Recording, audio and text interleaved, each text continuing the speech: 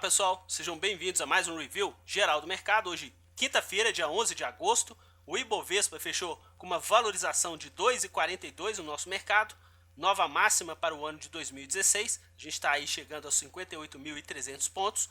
Bolsas americanas também trabalharam no campo positivo e moeda americana também num dia positivo para o nosso mercado. Pessoal, fluxo estrangeiro pelas corretoras estrangeiras que a gente acompanha. Precisa de a gente comentar muita coisa? Comprador aqui no mercado à vista, Ibovespa Futuro e dólar.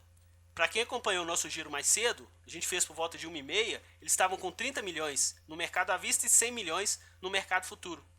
Acrescentaram até o final do pregão 130 milhões aqui no mercado à vista e 200 milhões no mercado futuro. O nosso índice, que estava com 1,30 de valorização, terminou com 2,40 o pregão. Vamos ficar sempre atento no comportamento do fluxo, que é a função do nosso canal. Vamos dar uma olhadinha aqui no nosso movimento intraday dos contratos do Ibovespa e dólar. Pessoal, não vou nem falar muita coisa, tá? Entre 10 e 11, realmente eles tiveram aqui uma ponta vendedora de cerca de 1,5 milhão. Eles diminuíram um pouco essa ponta compradora. Mas observem como é que foi a movimentação deles em base horária e a evolução dos preços para o nosso Ibovespa Futuro. No dólar, pessoal, eles estão continuando com aquela onda compradora no nosso mercado.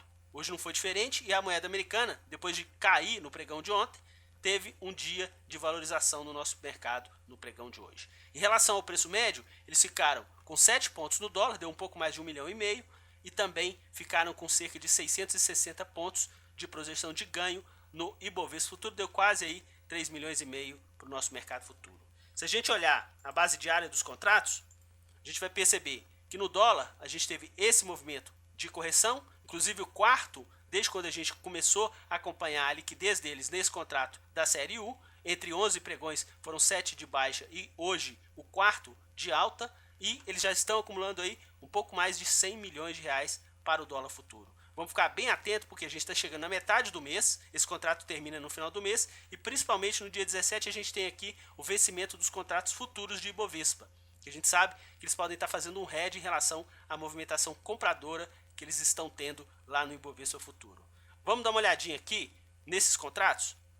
Ontem a gente teve aí, por parte deles, uma ponta vendedora de 250 milhões de reais. Inclusive a pressão, se vocês observarem no nosso vídeo de ontem, foi descendente o dia todo. Inclusive ajudou aí na desvalorização para o nosso índice, que chegou a cair 1,30 no pregão de ontem.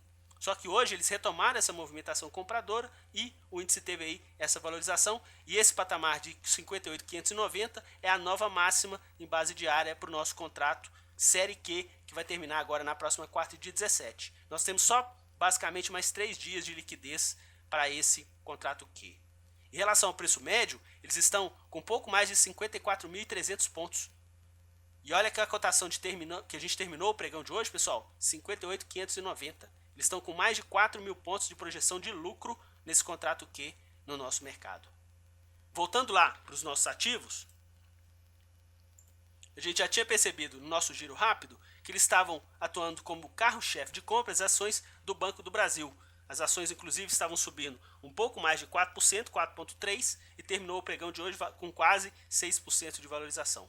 Na ponta vendedora, eles estavam atuando nas ações preferenciais de Petrobras. Inclusive, continuaram nessa ponta vendedora até o final do pregão de hoje. O ativo, que no nosso giro estava com uma variação positiva de 3%, terminou o pregão de hoje com uma variação de 4,8% quase de valorização no nosso mercado.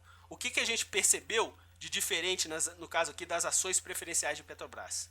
No nosso giro, eles estavam atuando com vendas em causa de Petrobras, cerca de 200 mil. Até o final do pregão, então, o que eles fizeram? Eles inverteram essa mão e chegaram a atuar na ponta compradora nessas opções de Petrobras. Então eles fizeram aí uma proteção em relação a essa movimentação vendedora que eles tiveram aí no nosso mercado à vista. Se a gente pegar aqui e tirar a Petrobras de todos os ativos na ponta vendedora, quase a metade do movimento dessa ponta vendedora dos 10 principais ativos foram concentrados nas ações preferenciais de Petrobras. Como variação média nos ativos que eles atuaram na ponta compradora, a gente teve aqui 2,88. Na ponta vendedora também uma valorização de 1,92. Eles perderam dinheiro.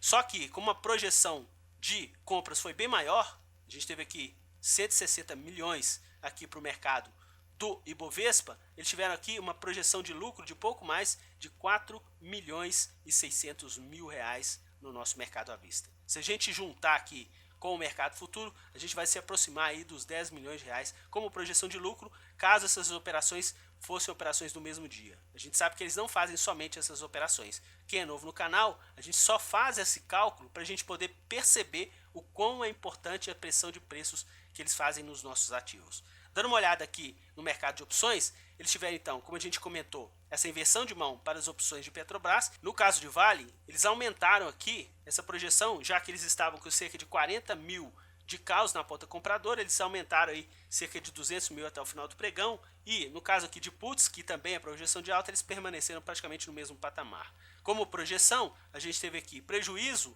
para as opções de Petrobras e lucro aí para as opções de Vale. Dando uma olhada lá no nosso quadro, a gente consegue perceber que nas opções de Petrobras que eles atuaram na ponta compradora, 20,89 de lucro, só que na ponta vendedora, 32,58 de prejuízo. Por isso que eles tiveram aí essa projeção de prejuízos beirando aos 200 mil reais no nosso mercado. No caso de Vale, não. As opções que eles atuaram na ponta compradora, variação de 10,52, positivo. E na ponta vendedora também uma variação positiva, só que somente de 1,22, o que propiciou essa ponta compradora. Então, praticamente, o que eles perderam em uma, eles ganharam em outra. Ficou bem próximo do 0 a 0 no mercado de opções por parte das corretoras estrangeiras que a gente acompanha no pregão do dia de hoje. Vamos ficar bem atento em relação a esse fluxo. Hoje a gente teve um dia de forte movimentação e também a gente percebeu desde o nosso giro calçado pela movimentação compradora das corretoras estrangeiras que atuam no nosso mercado. Quem gostou do vídeo, dê um joinha, se inscreva aí no nosso canal, que a cada vídeo novo vai ser postado na sua caixa um aviso de conteúdo do nosso canal. Um forte abraço a todos e até a próxima. Tchau, pessoal!